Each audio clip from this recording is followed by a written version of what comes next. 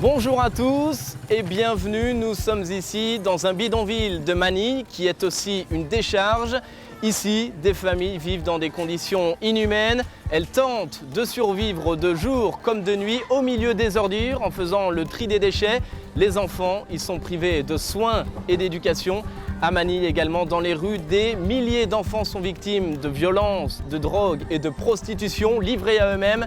Bref, la situation est chaotique, catastrophique pour des dizaines de milliers d'enfants. Et pour faire face à ce scandale, la fondation ANAC TNK leur vient en aide depuis 1998 dans les rues et dans les bidonvilles.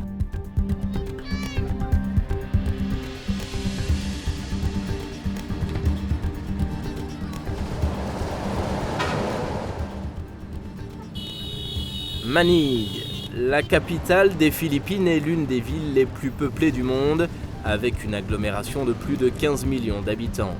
Un tiers de cette population vit en dessous du seuil de pauvreté. Parmi elles, de nombreuses familles trouvent refuge dans les bidonvilles, alors que les enfants seuls vivent sur les trottoirs de la ville. Dans les rues odorantes et assourdissantes, sous les ponts et dans les caniveaux, ils sont ainsi des dizaines de milliers, blessés par l'injustice et surtout meurtris par la violence de la rue. Au cœur de cette misère, la fondation ANAC TNK est une lueur d'espoir pour ces enfants qui retrouvent là une famille. Pendant une semaine, nous avons suivi la fondation dans ses activités dans les rues et dans les bidonvilles. Le père Mathieu, son président, est pour les enfants comme un père adoptif. Originaire de Versailles, il est ordonné prêtre ici à Manille en 2004 et reste depuis au service de la fondation. L'école des enfants des rues, là, je proviens d'un milieu très privilégié. J'ai été aimé par ma famille, j'ai été protégé par ma famille. Et lorsque je vois la situation de chacun de ces enfants-là, je suis édifié par la manière avec laquelle ils répondent au scandale du mal. C'est-à-dire leur sourire, leur joie, et puis leur courage à aller de l'avant, leur espérance qui est impressionnante, qui ne s'éteint pas. Et je me fais souvent la réflexion en me disant, mais si j'avais été à leur place, qu'est-ce que je serais devenu? Ça aurait été à mon avis terrible. Il y a une grâce, c'est certain, mais ça aurait été terrible, donc ils m'édifient. Yung nagsimula kasi yung buhay ko, sir, na mahirap dahil naghiwalay yung mga magulang ko.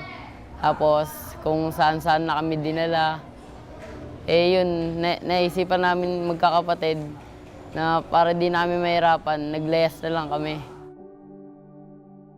Mahirap po, magulo, lagi nag-aaway, kayong mga magkakapatid dahil sa maliliit na bagay. Tulad ng mga, kunyari, si mama, binilihan niya yung kapatid ko ng ganyan. Siyempre may inggit yung iba, na ma, bakit ganito ganyan? Bakit sila lang yung binibilihan mo, ba't kami hindi? Opo.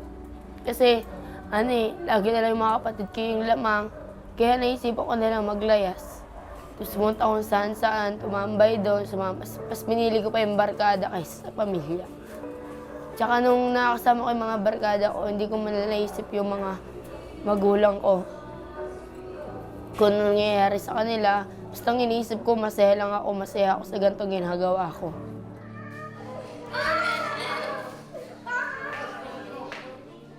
Alors lorsqu'un enfant quitte sa famille en fait, pour rejoindre la rue, c'est toujours pour des raisons gravissimes.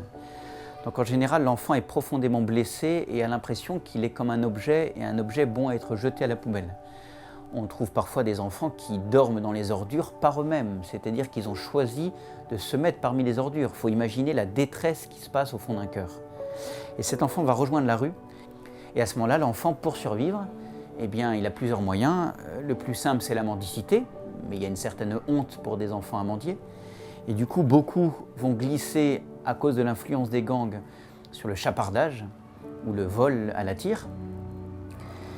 Et puis malheureusement, beaucoup d'enfants vont être impliqués dans la prostitution, pas forcément une prostitution organisée, mais souvent une prostitution, ce qu'on appelle une prostitution on the spot, c'est-à-dire sur le moment, où quelqu'un approche les groupes d'enfants et essaye d'attirer les enfants en leur promettant de l'argent.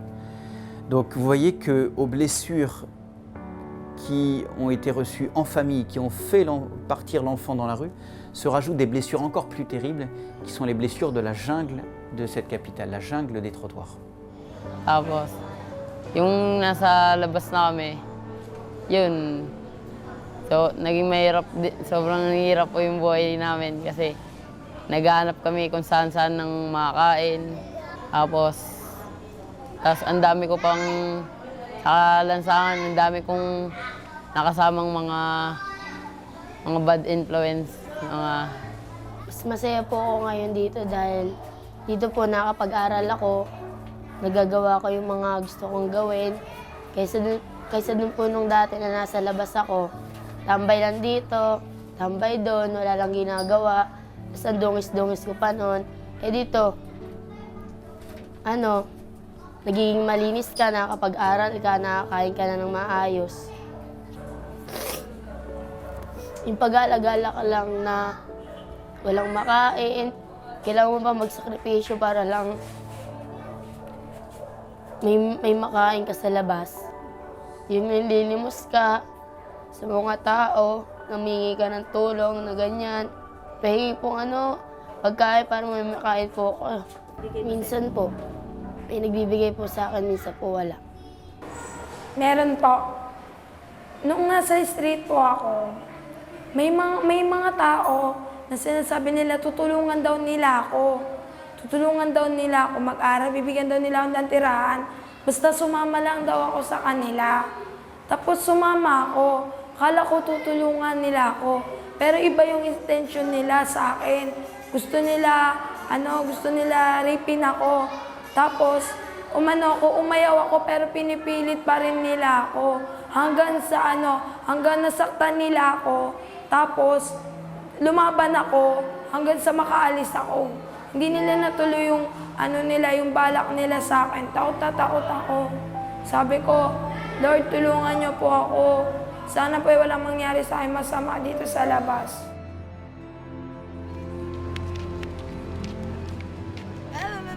Chez ces enfants, les blessures sont profondes. Abandonnés par leurs parents, parfois violés par leur père ou battus par leur mère, pour beaucoup d'entre eux, le refuge, c'est la rue. Et pourtant, ils n'y trouvent rien, sinon les ordures, la drogue, la prostitution. Bref, pour eux, tout est à reconstruire. Et c'est là justement l'objectif de la Fondation. Remettre ces jeunes sur des rails, les stabiliser, leur faire quitter les habitudes de rue et les remettre dans un cursus scolaire normal, espérant un jour peut-être les voir autonomes et indépendants. C'est un long travail, difficile et délicat, confié à une équipe de professionnels qualifiés. Au sein de la Fondation, ils sont un peu plus d'une centaine, aidés par des volontaires. Félix est membre de l'équipe depuis 8 ans. Cet éducateur spécialisé a pour mission de créer le premier contact avec les enfants dans des quartiers bien déterminés qu'il connaît désormais comme sa poche. Aujourd'hui, nous progressons dans le quartier de Cubao d'abord, puis de Santa Lucia, à la rencontre de ces enfants perdus, abandonnés à eux-mêmes. Comme chaque semaine, au même endroit, Félix rencontre les mêmes enfants. Il est pour eux comme un grand frère. Il connaît leur quotidien et leurs peines. Il joue avec eux, soigne les bobos. Sa mission n'est pas facile. They have a lot of wounds and scabies. They get it from the, dirty surroundings. I am encouraging them, I am proposing them to stay inside the center because we are family. Anak Foundation, Tulay ng Kabataan Foundation is a family. They are our children. TNK, Tulay ng Kabataan, can act as their parents, as their brothers, as their loved ones to take care of them. That's the promise that I can give to these poor children. Pwede mo naman dalaw-dalawin. Ayaw po. Diyan lang sa Tulay ng Kabataan yung kalayaan. Marami na rin akong bata na hindi yun ampunan, temporary shelter lang siya. Ay, namin yung dali. Usap ulit tayo sa sunod. Ano pangalan mo? Po, Rosalie. Si Kuya Felix po. Sige na, RJ ha. Digo nga. He saw a camera. That's why he get the because child. usually she didn't say nothing. Yeah, she ignored the child, even just lying down at the floor.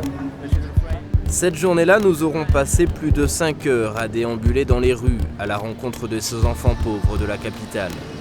Alors que Félix leur parle de la fondation, certains jeunes manifestent le désir de la rejoindre. Prochaine étape donc, la Big Night. Il est 19h. Pour cette nouvelle mission, de nuit, nous retournons dans le même quartier à la rencontre des enfants. Nous retrouvons Félix, accompagné d'un volontaire français. Alors on est dans un camion de la fondation Anak TNK avec un volontaire qui s'appelle Mathieu.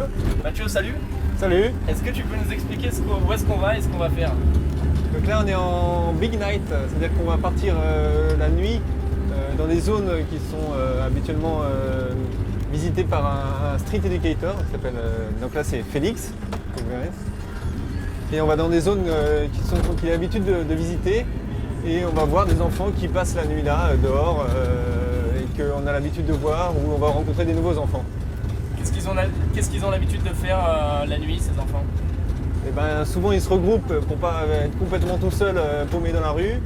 Et malheureusement la nuit c'est un moment où ils sont un peu seuls. Donc ils se droguent, ils mendient, voilà, ils traînent un peu partout et puis ils essaient de trouver parfois un endroit pour dormir, mais vous allez voir c'est pas très confortable.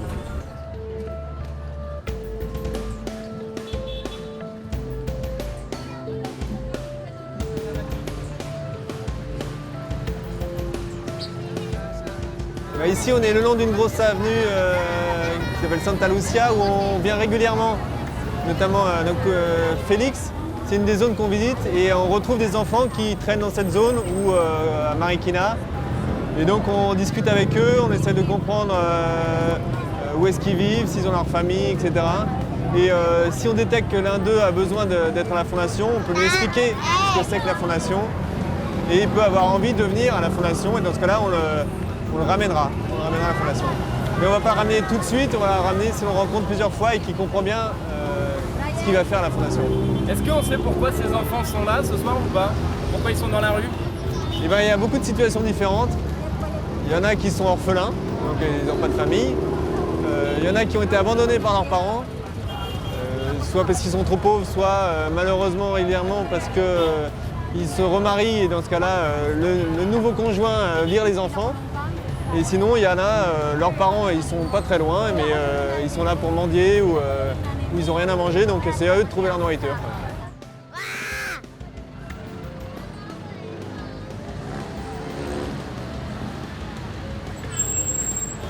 This is their lifestyle. They love very noisy places. They are happy with many people. They love it because if they are here, the more people, the more possibility for them to earn for money, for their needs, for their food. So very noisy, very dangerous place. Why? It's very dangerous for the girls. There's a lot of dark places.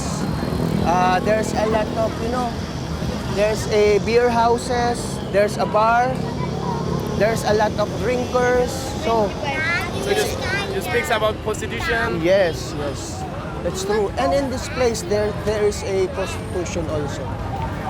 It's possible for them able to have money. They can go to someone who are interested to them.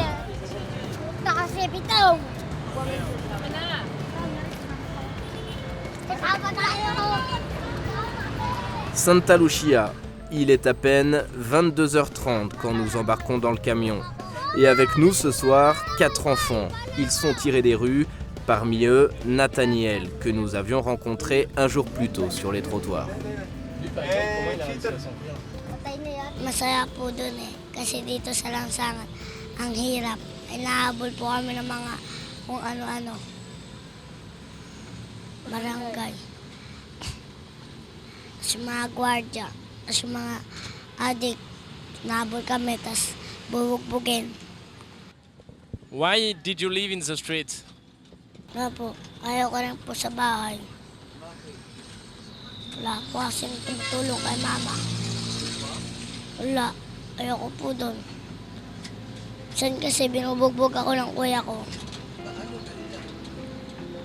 Hindi ko po alam. Ayaw maalis na lang po ako. Ce soir, Nathaniel et ses compagnons d'infortune ne dormiront pas dehors, mais dans un centre de la Fondation. Nous déposons d'abord Alexandra dans le Drop-In Girl réservé aux filles, puis nous arrivons au Drop-In Boy, où est pris en charge une trentaine de garçons. Les nouveaux résidents découvrent alors leur maison et le plaisir de la douche.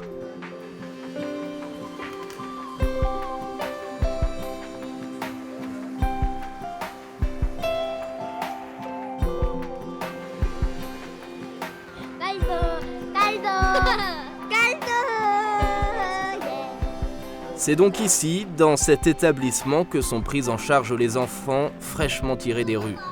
Dans ce centre, les garçons restent 1 an, le temps de se stabiliser. Ils apprennent à manger normalement, à respecter les règles, ainsi qu'à lire et à écrire. Lawrence travaille ici depuis 8 ans comme professeur. Il connaît bien les enfants. And the drop-in center is one of the most difficult centers that we have in the foundation because we cater different kinds of children. The children who are coming here are those who are fresh from the streets and they still don't know what is authority. They don't know how to discipline themselves. We try to help them, mold them into somebody who will be more responsible in this, when they go back to the regular life.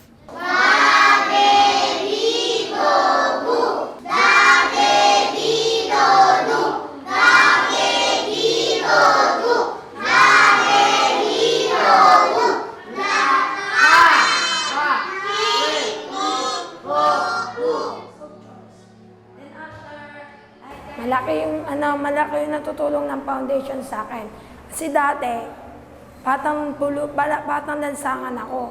Tapos nung kinuha nila ako, natuto ako magbasa, magsulat, magsalita ng mga English, tapos kung paano mahalin yung sarili, mahalin yung kapwa, saka mahalin si God.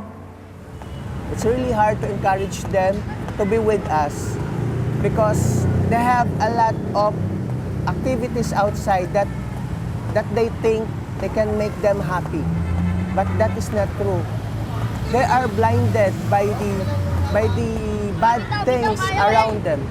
That's why I'm always trying to get their heart, to have trust in me for their good. For their good. Okay, 1, 2, 3, okay, good boy. 1 point sa group 1. Okay, next. Each year, we tried our best to let the children realize that there's hope, and that life is very important. This is one part that I think they already forgot when they were in the streets.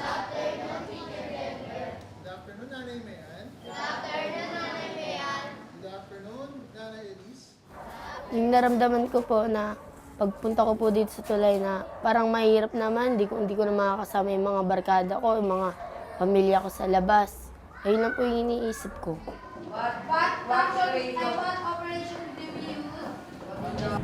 I'm hoping that I cannot see them anymore in the street. You know, these children, they are the future. You can say one of them can be the president of the country, one of them can be a good lawyer, one of them can be a good doctor someday, if we can help them. Nasasaktan po ako kasi po, ayoko po matulad sila sa akin na na walang pamilya. Gusto ko po yung nasa piling sila ng magulang nila, inaalagaan sila. Ayoko po dumating yun sa punto na paglaki nila, katulad ko sila, nangangailangan ng pagkalinga ng magulang. Yun po, naaawa po ko sa kanila. L'enfant ne reste pas dans la fondation parce qu'il a de la nourriture. Il ne reste pas dans la fondation, même pas parce qu'on lui promet un bel avenir. Et pourtant, il faut travailler à ça. Il faut impérativement casser cette misère. Il faut casser cette espèce d'horrible misère dans laquelle ils ont été plongés. Mais il y a quelque chose de beaucoup plus profond qui se joue au fond de leur cœur. Et vous voyez bien que dans la Fondation, ça signifie qu'on est d'une certaine façon impuissant. On essaie de créer le cadre, mais fondamentalement, c'est le bon Dieu qui va agir au fond des cœurs. D'où l'importance de la prière.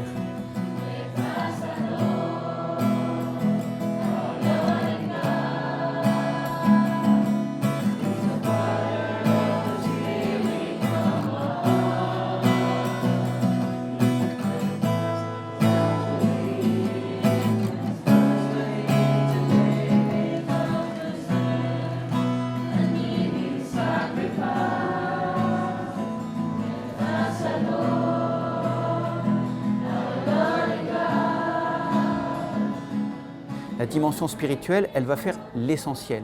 C'est-à-dire qu'elle va permettre à ces enfants, d'une certaine façon, de remettre leur cœur en marche. Comment? Le plus gros défi, c'est d'accompagner ces enfants pour qu'ils soient capables de pardonner. Le pardon étant le sommet de l'amour, c'est ce que fait le Christ sur la croix. Il nous pardonne au moment même où il est crucifié. Eh bien, ces enfants doivent être accompagnés pour pouvoir petit à petit préparer leur cœur à pardonner ce qui leur a été fait. Et ce qui leur a été fait est terrible. Donc la démarche de pardon est aussi une démarche de guérison très très profonde.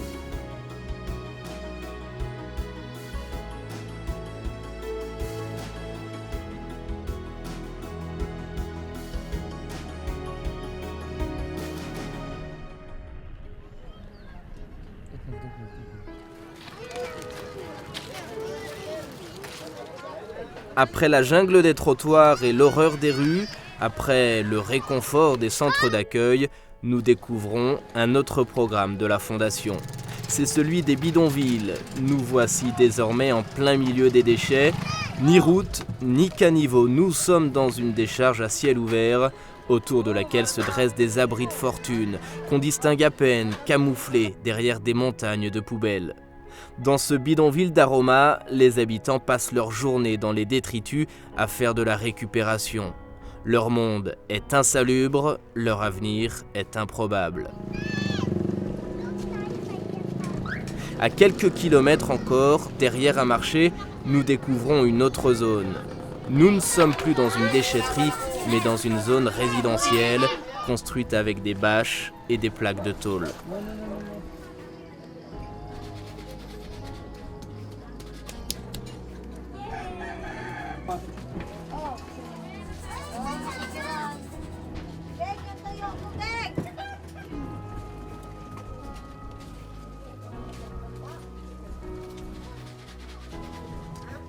Nous sommes ici au cœur d'un bidonville de Manille où squattent des familles et des enfants souvent très très jeunes. Ils sont, vous l'imaginez, dans une extrême misère et pour les tirer de là justement, la Fondation ANAC TNK a ouvert différents centres pour proposer des programmes de santé, de nutrition et d'éducation.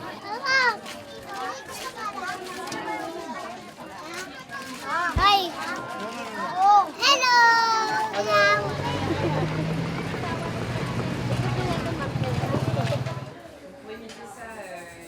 Dans ce bidonville de Navotas, plus de 80 enfants rejoignent chaque jour les centres de la Fondation. Les volontaires d'abord évaluent la situation des familles, ils prennent ensuite en charge celles qui sont dans le besoin. Les jeunes mamans et femmes enceintes reçoivent des enseignements pour l'hygiène et l'éducation. Les bébés font l'objet d'une prise en charge médicale et d'une alimentation adaptée. Les enfants, quant à eux, participent à des activités scolaires. Gloria est aujourd'hui directrice adjointe de la Fondation. Elle a travaillé de nombreuses années dans les bidonvilles. When I was new here in the slum, I didn't realize that the life of a sick, ill child is really very vital. One day, one child was very ill. She has high fever and diarrhea. So it was late afternoon and the mother went to the center and she asked for help. But I was already leaving, so I just told the mother to bring the child to the hospital. And I gave her the transportation because the hospital is just very near here in this place. But when I arrived the next day, that child died. So when I asked the mother why she was not able to bring that child in the hospital, and she said, because I didn't know how to write. She didn't know how to write. So I said, you could have gone to the hospital, no, because I am ashamed. So at that time I realized that even the parents are also uneducated. So at that time I foresee that aside from some supplemental food, so I integrated the mental feeding for the children. At the same time, the mother teach their children, and there we were able to see if the mother knows how to read and write. So that's the one situation that really triggers me to really help the mothers and their children.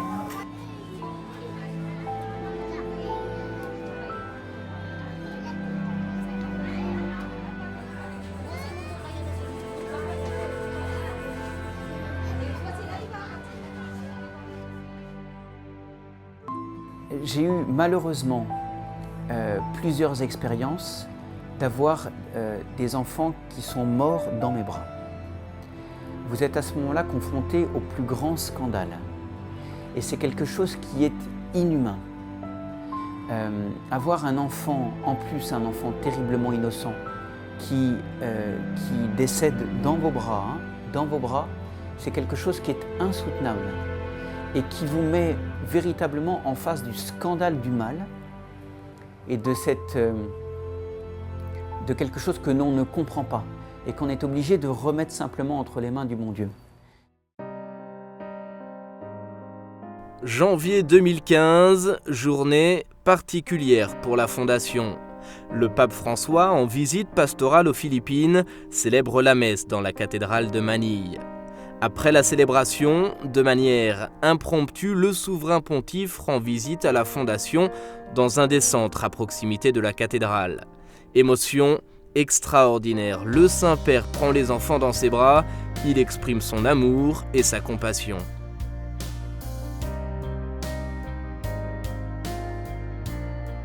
The children learned that the Pope is the representative of Christ here in this world.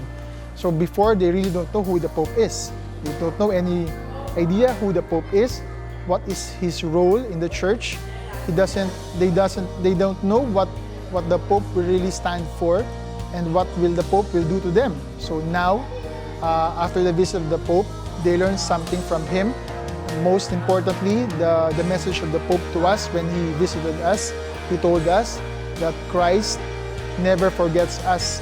So the children really grab that chance to have that message, and they bring it here.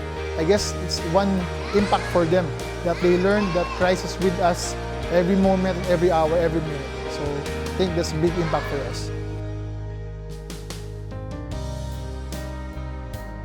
Mais plus fondamentalement, ce que je vois, c'est qu'au cœur de ces enfants-là, s'est passé un changement qui est très beau. C'est de se dire, nous, les moins que rien, nous qu'on ne remarquait même pas dans la rue, nous qui étions soumis à l'indifférence des gens, eh bien le pape est venu nous voir. Dans le cœur des enfants, ils se disent, mais il nous a élevés sur la première marche. On était à la dernière marche et il nous a mis sur la première marche. Donc pour travailler à faire en sorte que ces enfants retrouvent leur dignité, remettent leur petit cœur en marche, mais le pape nous a donné un coup de pouce extraordinaire. Il leur dit, mais non, vous n'êtes pas les moins que rien, vous êtes les premiers, parce que c'est vous que je viens voir. Donc ça a eu un impact extraordinaire. Mais demandez aux enfants. Yung naramdaman ko po nung nakapiling ko si Pope Francis, sobrang saya ko po. Kasi po gusto ko pong makita si Pope Francis. Simula pa po nung nakikita ko siya sa TV. Yun, parang gusto kong makayakap, ganyan. Eh yung nakita ko na po siya dun. Yun po, dun pa na. Tapos, sobrang saya ko po. Naisip ko po yun kasi, diba, bira lang po nung may magbibigay ng regalo kay Pope Francis. I believe what Pope Francis said, the people should extend their hands to the poor people, to the less fortunate, especially the street children, especially the poor children. We need to follow what the Bible says. Let's help the unfortunate ones. It's really very touching because it has opened the eyes of the society that there's really a need for them to go down, to help the poor, that we don't have to be blind about it because that's really real. Helping the poor is just an opportunity for us to serve Jesus. Pangarap ko, maging isang social worker para tulungan yung mga bata na katulad ko na ako nung dati, ako yung bata na wala. Ngayon naman, gusto ko, ako naman yung tumulong sa kanila. Tulungan sila na makabangon muli katulad ko. At para malaman nila, gusto ko rin na pag naging social worker ako, maikwento ko sa kanila yung buhay ko nung bata pa ako. Para maging inspirasyon ako sa kanila, para mag-aral din sila, para matapos nila yung pag-aaral nila. Gusto ko maging social worker paglaki ko. On s'habitue en fait au contact avec la misère, au contact avec la pauvreté dans les rues. C'est-à-dire qu'on en a tellement pris dans la figure que malheureusement je ne suis plus surpris. Mais à aucun moment vous arrivez à banaliser ça. C'est-à-dire que lorsque je vais dans la rue, soit sur la décharge, soit au contact des enfants des rues, soit dans les prisons, soit dans les bidonvilles, eh bien je reste pris aux tripes lorsque je vois la situation de ces enfants et de ces familles. Et puis, vous savez, on est plongé dans quelque chose qui est tellement injuste. On a l'impression que les gens ne les voient même plus, qu'on a envie de crier pour eux, quoi. De dire à quel point il faut agir, quoi. Il y a une misère contre laquelle il faut impérativement se battre. On ne laisse pas des gens dans cette situation-là, c'est scandaleux.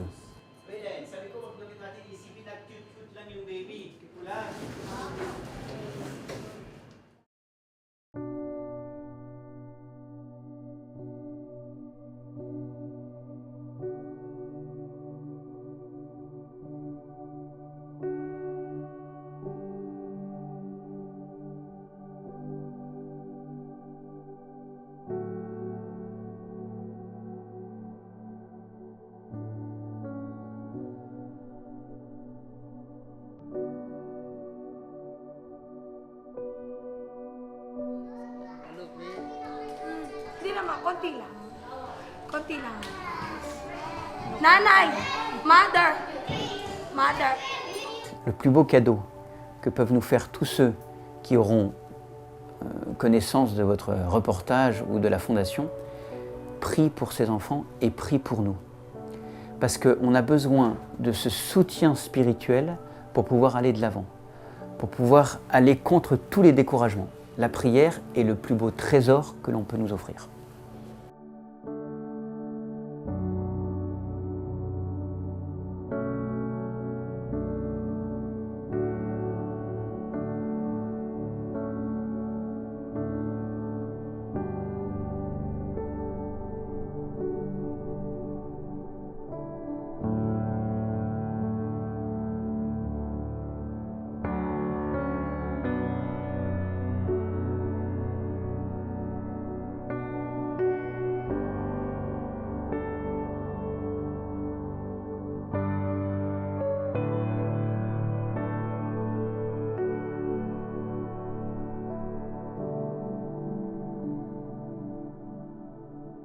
Aujourd'hui, Anak TNK accueille près de 1300 enfants à travers les différents programmes de la Fondation.